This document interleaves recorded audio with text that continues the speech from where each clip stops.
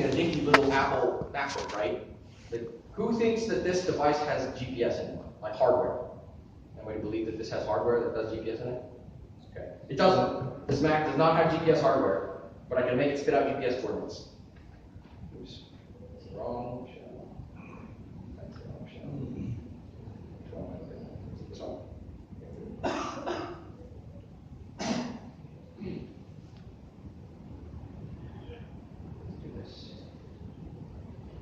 That? Yeah. Okay, cool. So hopefully the display permits. So there is code that you can run, which will ask the Mac politely. It's got a core location service API in the OS, and if you run this tool, it just spits out GPS coordinates. And if you copy paste the GPS coordinates, oops, into maps, it gets pretty close. Not bad, right?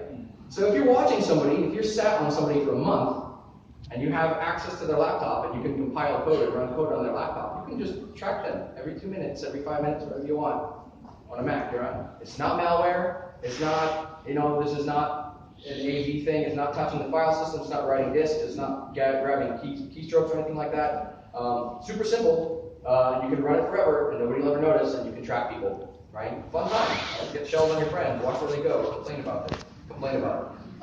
Other things that you can do, for example, is there's a tool called Shodan, which some of you may be familiar with, which is effectively, the easiest way to describe this is just a search engine. It's a search engine like Google, except instead of going and finding websites, it finds port data. For example, like Nmap or any other type of port scanner that will give you data for what are called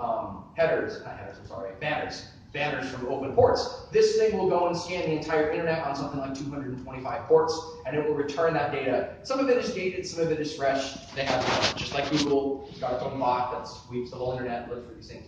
So I thought it would be interesting to look in Malaysia for interesting stuff. And while I was sat in the audience, waiting for the previous presenter to finish, I found, what was it?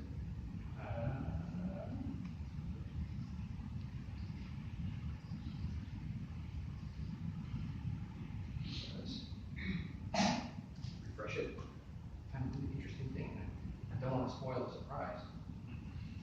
Here we go. Here we go. So this guy, you see these things as tank inventory. So we'll have a look. Oops.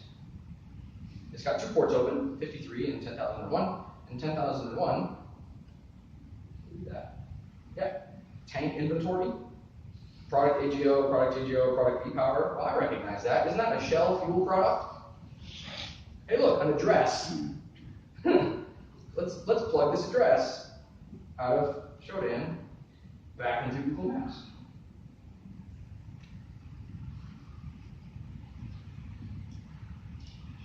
Hey, look at that. It's a Shell station. Here's pictures of the Shell station. Like, sat in the audience, messing around for 5 minutes. Hey, look, it's a gas station, publicly accessible on the internet.